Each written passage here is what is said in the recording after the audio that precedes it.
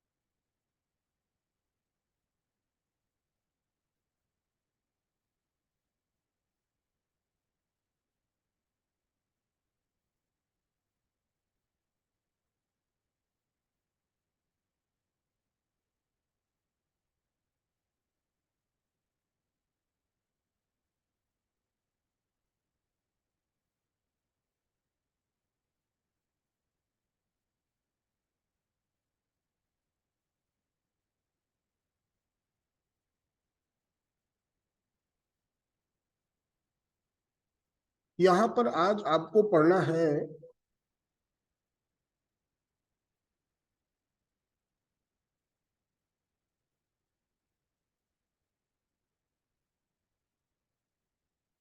Equatorial position पर निरक्षीय स्थिति पर। किस स्थिति पर? निरक्षीय स्थिति पर।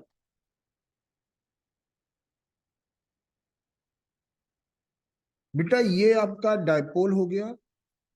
और आपने पीछे वाली क्लासेस में देखा था कि जो डायपोल होता है उस पर जो चार्ज का अमाउंट होता है, मैग्नीट्यूड होता है, वो सेम होता है, लेकिन उनका जो नेचर होता है वो अलग होता है। इसकी जो टोटल लेंथ है वो 2L है। अगर ये मिड पॉइंट है और मिड पॉइंट से R डिस्टेंस पर एक पॉइंट P है जहां पर हमें इलेक्ट्रिक फील्ड निकालना है। अगर यही पॉइंट P यहां होता या यहां होता तो वो आपका एक्सियल पोजीशन हो जाता। लेकिन अगर पॉइंट P उस लाइन या उस प्लेन पर हो जो डायपोल के मिड पॉइंट से पास हो रहा हो और उसकी एक्सिस के क्या हो, परपेंडिकुलर हो, तो वो आपका इक्वाटोरियल पोजीशन होता है, निरक्षीय स्थिति होती है या निरक्षीय रेखा होती है। तो यहां पर आप देखेंगे कि अगर ये मिड पॉइंट है तो ये वाली डिस्टेंस L हो जाएगी और ये वाली डिस्टेंस भी L हो जाएगी। हम सभी लोग जानते हैं कि प्लस क्यू के कारण किसी पॉइंट पर इलेक्ट्रिक फील्ड हमेशा उस चार्ज से दूर की ओर होता है। लेकिन माइनस क्यू के कारण जो डायरेक्शन ऑफ इलेक्ट्रिक फील्ड है is always towards the negative charge. अगर निगेटिव चार्ज है तो उसके कारण जो इलेक्ट्रिक फील्ड का डायरेक्शन होता है वो निगेटिव चार्ज की ओर होता है। जबकि पॉजिटिव चार्ज के कारण जो इलेक्ट्रिक फील्ड का डायरेक्शन है वो पॉजिटिव चार्ज से दूर की ओर होता है। इस पॉइंट P पर प्लस क्यू के कारण अगर इलेक्ट्रिक फील्ड की डायरेक्शन देखी जाए तो बेटा वो डायरेक्शन प्लस चार्ज से दूर की ओर होगी। तो कुछ इस डायरेक्शन पर इलेक्ट्रिक फील्ड होगा। लेकिन माइनस की वजह से अगर यहां पर आप देखते हो, माइनस की वजह से आप अगर देखते हो तो जो इलेक्ट्रिक फील्ड की डायरेक्शन होगी वो इस फील्ड डायरेक्शन पर होगी। ये तो पॉइंट पी है आपका, ए नाम दे दिया और बी नाम दे दिया। तो आप अगर यहां पर देखेंगे जो आपको एक ट्रायंगल शेप में दिखाई दे रहा है पी ए बी, तो उसमें जो एक साइड आपको पी ए दिख रही है और एक साइड आपको क्या दिख रही है, पीबी दिख रही है। इन दोनों की लेंथ आपस में क्या होगी, बराबर होगी। और पी ए बराबर पी बी। अब बच्चा ये 90 डिग्री है, ये एल है और ये आर है। तो बेटा जो पी ए होगा वो under root L square plus R square, under root L square plus R square.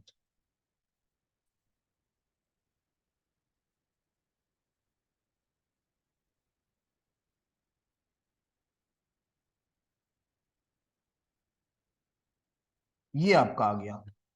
ये पी ए और पीबी के दोनों वैल्यू सेम होंगी और वो होंगी under root R square plus L square. अच्छा, ये देखो ई ए और ई बी इस तरह है, ये एंगल थीटा ले लिया आपने।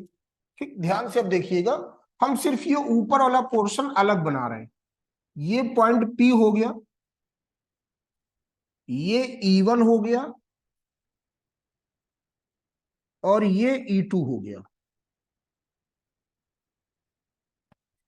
यहां से एक इस तरह की लाइन हम लोगों ने ड्रॉ की, और जब आप देखेंगे अगर ये थीटा है तो बेटा ये भी थीटा होगा, ये भी थीटा होगा। क्योंकि अगर हम लोग मॉड E1 लिखें भाई मैग्नीट्यूड में, तो के आपका कांस्टेंट है 1/4πε0, और उसकी वैल्यू होती है 9 × 10⁻⁹। क्यू अपॉन बेटा बी से पी तक की दूरी ही तो पीबी है, तो आर स्क्वायर जब करेंगे तो ये बेटा दूरी जो है उसका स्क्वायर रूट क्या हो जाएगा, कैंसिल हो जाएगा। ये आया। इसी तरह अगर हम E2 लिखें तो जो मॉड E2 होगा K Q upon R square plus L square. तो आप देख रहे हो मॉड E1 और मॉड E2 के मैग्नीट्यूड क्या है, बराबर है। मॉड E1 और मॉड E2 के मैग्नीट्यूड बराबर है, तो इनका जो रिजल्टेंट होगा, इनका जो रिजल्टेंट होगा वो इनके बीच के एंगल को क्या करेगा, बाइसेक्ट करेगा, ये थीटा और ये थीटा। ठीक, अगर इसको हम कंपोनेंट में रिजॉल्व करें तो कंपोनेंट में रिजॉल्व करने पर आप देखेंगे E1 का अगर थीटा के पास वाला कंपोनेंट लेते हैं, थीटा के पास वाला कंपोनेंट लेते हैं तो वो हमेशा कॉस के साथ आता है। थीटा से दूर वाला कंपोनेंट हमेशा साइन के साथ आता है। तो ये ऊपर की ओर जो होगा वो होगा E1 साइन थीटा, और जो इस डायरेक्शन पे होगा वो होगा E1 कॉस थीटा। अगर हम E2 की बात करें तो E2 का डाउनवर्ड डायरेक्शन पर जो वर्टिकल कंपोनेंट होगा E2 साइन थीटा होगा, और हॉरिजॉन्टल डायरेक्शन पर होगा E2 कॉस थीटा। बच्चा E1 और E2 के मैग्नीट्यूड बराबर है, E1 और E2 के मैग्नीट्यूड बराबर है, तो E1 साइन थीटा और E2 साइन थीटा के मैग्नीट्यूड आपस में क्या हो जाएंगे, बराबर हो जाएंगे। E1 साइन थीटा और E2 साइन थीटा की वैल्यू आपस में बराबर है और ये अपोजिट डायरेक्शन पर है, इस वजह से एक दूसरे के इफेक्ट को क्या करेंगे, नेग्लेक्ट करेंगे। तो जो वर्टिकल डायरेक्शन पर नेट इंटेंसिटी आने वाली है वो कितनी आ जाएगी, 0। क्या आ जाएगी, 0। वर्टिकल कंपोनेंट के कारण कोई भी नेट इंटेंसिटी प्रोड्यूस नहीं होगी। जो भी नेट इंटेंसिटी होगी वो किसकी वजह से होगी, हॉरिजॉन्टल कंपोनेंट की वजह से। और आप डायरेक्शन देख रहे हो E1 cos थीटा और E2 cos theta horizontal direction पर सेम डायरेक्शन पर है, सेम डायरेक्शन पर है। तो जब E1 cos थीटा और E2 cos theta same direction पर होंगे तो इनको आपस में क्या कर दिया जाएगा, ऐड कर दिया जाएगा। तो जो नेट इंटेंसिटी होगी, जो E नेट होगा वो E1 plus E1 cos theta plus E2 cos theta हो जाएगा। अच्छा, अगर हम यहां से cos थीटा की वैल्यू लिखें तो cos थीटा बराबर बेटा L upon under root R square plus L square, L upon under root R square plus L square, यहां से, ठीक, इस ट्रायंगल से। ये E1 और E2 के मैग्नीट्यूड आपस में बराबर है, तो जहां पर E1 लिखा है वहां पर हम लोग E2 भी लिख सकते हैं, या जहां पर E2 लिखा है वहां पर हम लोग E1 लिख सकते हैं, क्योंकि मैग्नीट्यूड आपस में बराबर आप देख रहे हैं। तो ये जो E2 लिखा हुआ है यहां पर हम लोग E1 लिख सकते हैं। तो अब आपका जो बनेगा वो होगा E1 cos theta plus E1 cos theta, तो टोटल कितना हो जाएगा 2E1 cos थीटा। जो E नेट होगा वो हो जाएगा 2E1 cos थीटा। अब यहां पर आपको वैल्यू पुट करनी है। जब यहां पर आप वैल्यू पुट करोगे E नेट टू, बेटा E1 की वैल्यू है K, जिसकी K की वैल्यू यहाँ पर K प्रोपोर्शनैलिटी कांस्टेंट होता है, प्रिमिटिविटी कांस्टेंट होता है, और उसकी वैल्यू होती है 9 इंटू 10 की पावर 9, ठीक है। Q upon R square plus L square into, बेटा कॉस थीटा लिखा हुआ, कॉस थीटा की वैल्यू है L upon under root R square plus L square. अब बेटा ध्यान से देखो, इस 2 को L को दे दिया जाए तो ये 2L हो जाएगा कि नहीं हो जाएगा, और Q इंटू 2L को लिखा जा सकता है P। P होता है मोमेंट ऑफ इलेक्ट्रिक डायपोल, वैद्युत द्विध्रुव आघूर्ण। नीचे देखिए ये लिखा हुआ है R square plus L square, मतलब अगर इसकी हम पावर की बात करें तो ये R square plus L square की होल पावर 1 है, और ये है R square plus L square की होल पावर 1/2। जब बेस बराबर होते हैं तो पावर्स आपस में क्या होती है, ऐड हो जाती हैं। तो यहां पर जो ई नेट होगा वो हो जाएगा के, और बेटा Q into 2L, Q into 2L उसको क्या लिख दिया P upon R square plus L square की होल पावर 3/2। बेटा जब L R से बहुत छोटा है तो एल स्क्वायर आर स्क्वायर से बहुत छोटा हो जाएगा, तो एल स्क्वायर का टर्म क्या करेंगे हम लोग, हटा देंगे।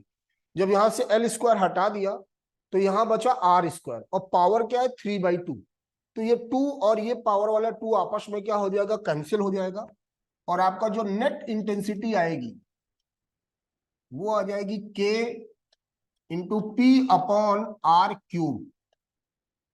बेटा इक्वाटोरियल पोजीशन पर यही नेट इंटेंसिटी होती है, और जो के है वो है 1/4 पाई एप्सिलॉन नॉट, और इसका मान आप सब लोग पीछे पढ़ चुके हो, 9 इंटू 10 की पावर 9। ओके, ये आपका है। अब हम बात करें डायरेक्शन की, किसकी बात करें, डायरेक्शन की। तो आप देख रहे हो कि E1 cos थीटा इस डायरेक्शन पर है, E2 cos थीटा इस डायरेक्शन पर। अगर यहां पर हम सोचे तो E1 cos थीटा इस डायरेक्शन पर है, E2 cos थीटा इस डायरेक्शन पर है। जब दोनों को जोड़ेंगे तो जो नेट आएगा उसकी भी डायरेक्शन इधर होगी। इधर का मतलब हो गया, इधर का मतलब हो गया, जो चीज हम ऊपर इस लाइन पे सोच रहे थे वही हम यहां पर सोच के देखें। तो जब इधर का मतलब हो गया तो जो डायरेक्शन होगी वो प्लस क्यू से माइनस क्यू की ओर होगी।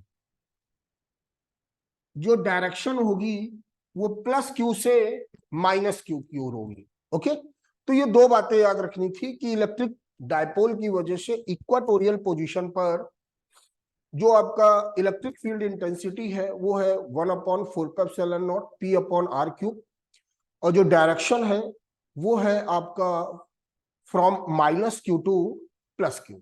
ओके, चलिए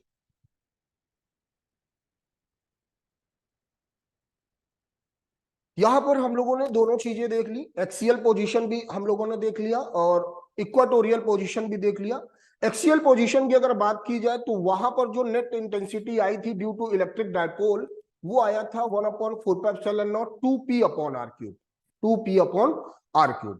और यहां पर जो नेट इंटेंसिटी आ रही है इक्वाटोरियल पोजीशन पर, वो आ रही 1/4πε0 p/r³। डायरेक्शन की अगर बात की जाए तो एक्सियल पोजीशन पर direction from +q to -q था, +q टू -q था, जबकि इक्वाटोरियल पोजीशन पे जो डायरेक्शन है वो -q टू +q है। डायरेक्शन यहां पर डिफरेंट आ रही है दोनों पोजीशन पर। तो यहां पर अगर हम फार्मूले लिखे ई एक्सियल,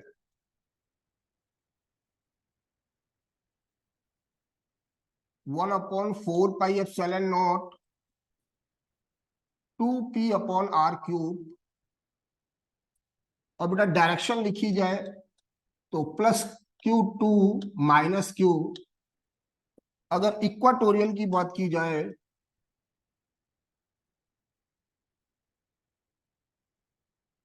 तो इक्वाटोरियल पर यही होता है 1/4πε0 p/r³। और यहां पे जो डायरेक्शन होगी -q टू +q होगी, ये चीज। अब आप देख सकते हो कि अगर हम बात करें, जैसे ये एक पॉइंट चार्ज है, ये आपका क्या है, पॉइंट चार्ज है, कोई क्यू रखा है और इससे आर दूरी पर एक पॉइंट है पी। यहां पर जो इंटेंसिटी होगी ई प्रोपोर्शनल टू हो जाएगी 1/r²।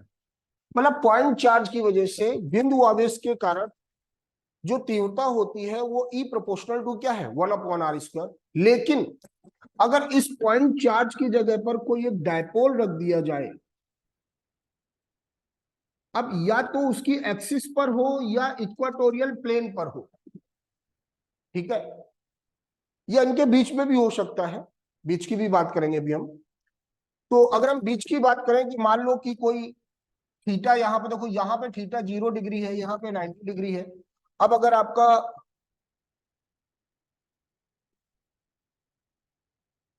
जैसे ये आपका डायपोल है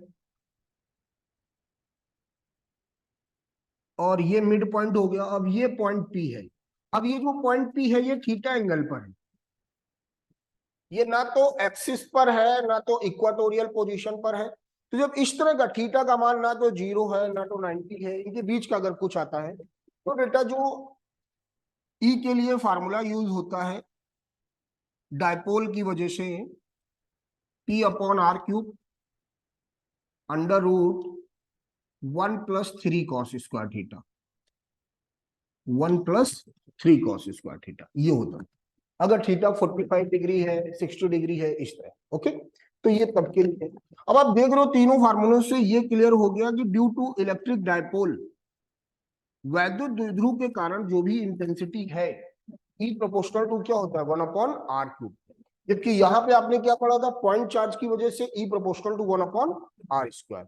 यहां पे क्या पढ़ रहा हूं, ई प्रोपोर्शनल टू 1/r। ओके, तो ये याद रखना है कि पॉइंट चार्ज की वजह से जो नेट इंटेंसिटी है या किसी पॉइंट पर इंटेंसिटी है प्रोपोर्शनल टू 1/r² होती है।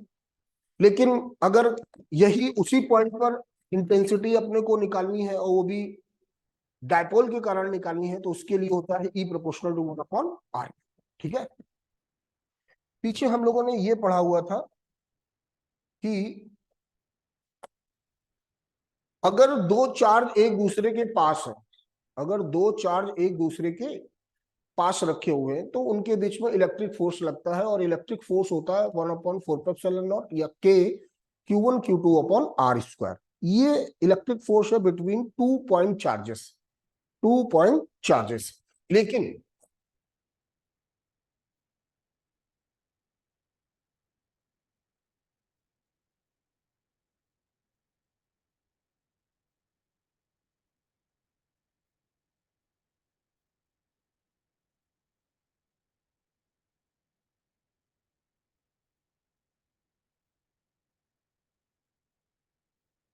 अगर किसी भी पॉइंट चार्ज पर इलेक्ट्रिक डायपोल की वजह से अगर आपसे फोर्स पूछा जा रहा है, इलेक्ट्रिक डायपोल की वजह से फोर्स पूछा जा रहा है, तो फिर इसको हम लोग किस तरह करेंगे?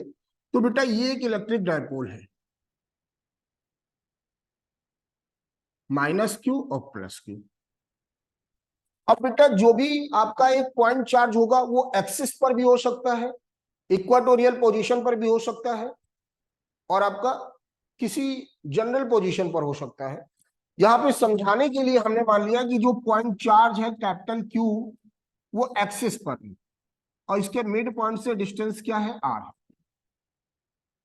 तो बेटा जो बेसिक आपने फार्मूला पढ़ा है फोर्स का, इलेक्ट्रिक फोर्स का, वो पढ़ा है क्यू इंटू ई, क्यू इंटू ई। अब हम ये देखते हैं जो पॉइंट चार्ज है उसकी पोजीशन क्या है, जो पॉइंट चार्ज है उसकी पोजीशन क्या है।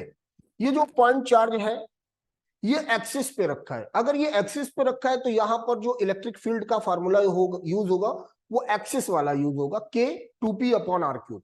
अगर यही पॉइंट चार्ज इक्वेटोरियल पोजीशन पर होता तो ई के लिए फॉर्मूला यूज करते के पी अपॉन आर क्यूब। ठीक, कैपिटल क्यू तो वही रहेगा। तो यहां पर अगर हम एक्सिस की बात करें, के 2p Q upon R cube, ये होगा फोर्स। अगर कोई पॉइंट चार्ज है और उस पर डायपोल के कारण फोर्स पूछा जा रहा है, अगर यही पॉइंट चार्ज इक्वाटोरियल पोजीशन पर होता तो फिर यहां पर होता K P Q upon R cube. तो यहां पे बेटा जो फोर्स है प्रोपोर्शनल टू क्या हो जाएगा? 1 अपॉन आर क्यूब। तो अगर फोर्स की बात करें, इलेक्ट्रिक फोर्स की, electric force on a point charge due to electric dipole, तो फिर उसके लिए अगर डिस्टेंस और फोर्स में रिलेशन दिया जाए तो फिर यहां पर रिलेशन होगा F proportional to 1 upon R cube. जबकि अगर दो पॉइंट चार्ज की बात करें, एक पॉइंट चार्ज ये है, एक पॉइंट चार्ज ये है, इनके बीच में डिस्टेंस के लिए रिलेशन क्या होता है? तो वो आपने पढ़ा होगा F proportional to 1 upon R square. लेकिन डायपोल के कारण क्या होगा? F proportional to 1 upon R cube. बहुत ही आसान सा क्वेश्चन कभी कभी आ जाता है कि डायपोल से इलेक्ट्रिक चार्ज, पॉइंट चार्ज कुछ डिस्टेंस पे रखा हुआ है, अगर उनके बीच का डिस्टेंस आधा कर दिया जाए तो बताइए फोर्स पर क्या प्रभाव पड़ेगा, क्या इफेक्ट पड़ने वाला है? तो आपने देखा कि डायपोल की वजह से जो फोर्स है डिस्टेंस के साथ रिलेट करता है पावर 3 के साथ, F proportional to 1 upon R cube. तो अगर डिस्टेंस को आधा करोगे तो 1 अपॉन 2 का होल क्यूब हो जाएगा 1/8। कैलकुलेशन में 8 कहा जाएगा, ऊपर जाएगा तो आपका जो फोर्स होगा वो 8 टाइम्स हो जाएगा। ठीक है ना? तो यहां पर हम लोगों ने इलेक्ट्रिक डायपोल की वजह से इंटेंसिटी और जो फोर्स होता है वो, ठीक है ना? चलिए